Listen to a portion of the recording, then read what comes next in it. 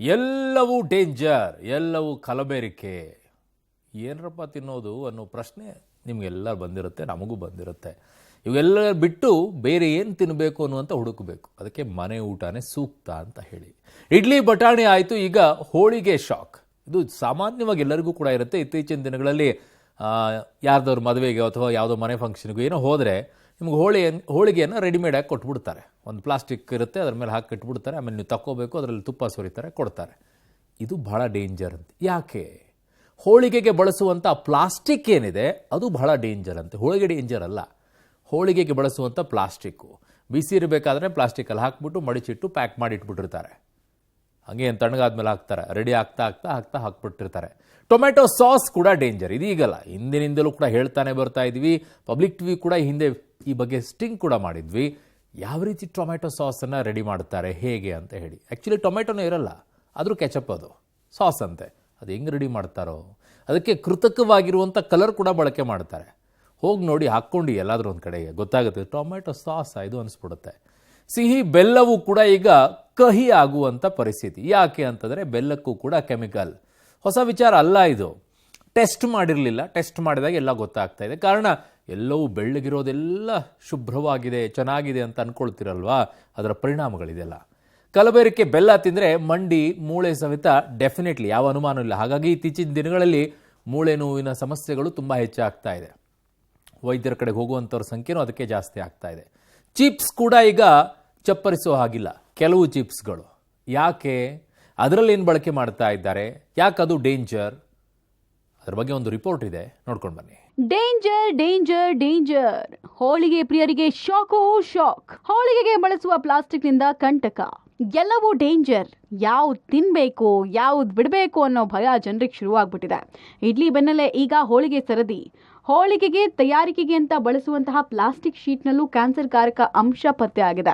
ಹೋಳಿಗೆ ತಯಾರಿಕೆಯಲ್ಲಿ ಬಳಸುವಂತಹ plastic ಕವರ್ನಿಂದಲೂ cancer ಕಾರಕ ಅಂಶಗಳು ಹೊರಸೂಸಲಿದೆ.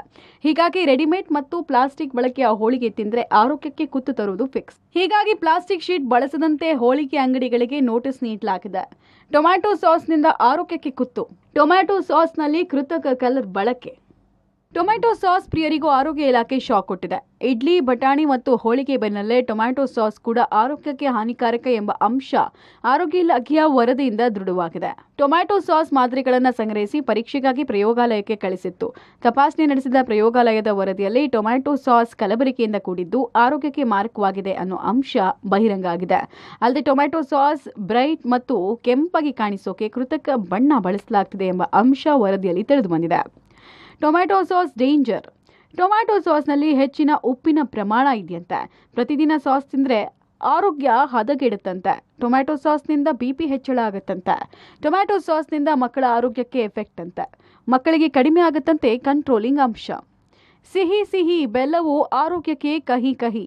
ಬೆಲ್ಲದಲ್ಲಿ ಸಲ್ಫರ್ ಡೈಆಕ್ಸೈಡ್ ಕೃತಕ ಬಣ್ಣ ಪತ್ತೆ.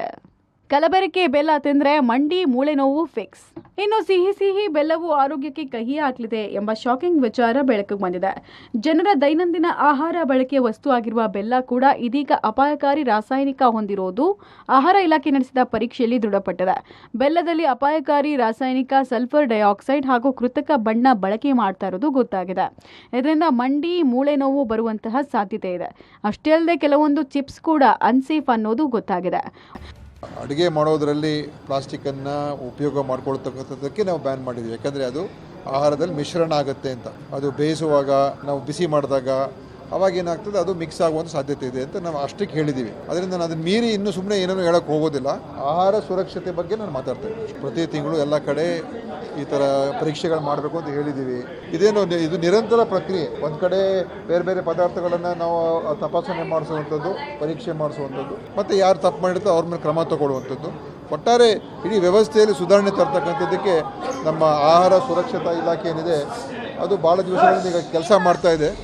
ಒಟ್ಟಾರೆ ಆಹಾರ ಸುರಕ್ಷತೆ ಮತ್ತು ಔಷಧ ಗುಣಮಟ್ಟ ಇಲಾಖೆ ಹಲವು ಆಹಾರ ಪದಾರ್ಥಗಳನ್ನು ಟೆಸ್ಟ್ಗೆ ಒಳಪಡಿಸಿದ್ದು ಅಪಾಯಕಾರಿ ಅನ್ನೋದು ಬಯಲಾಗಿದೆ. ಸಾರ್ವಜನಿಕರು ಎಚ್ಚರಿಕೆಯನ್ನು ವಹಿಸಬೇಕಾಗಿದೆ. News desk, public TV.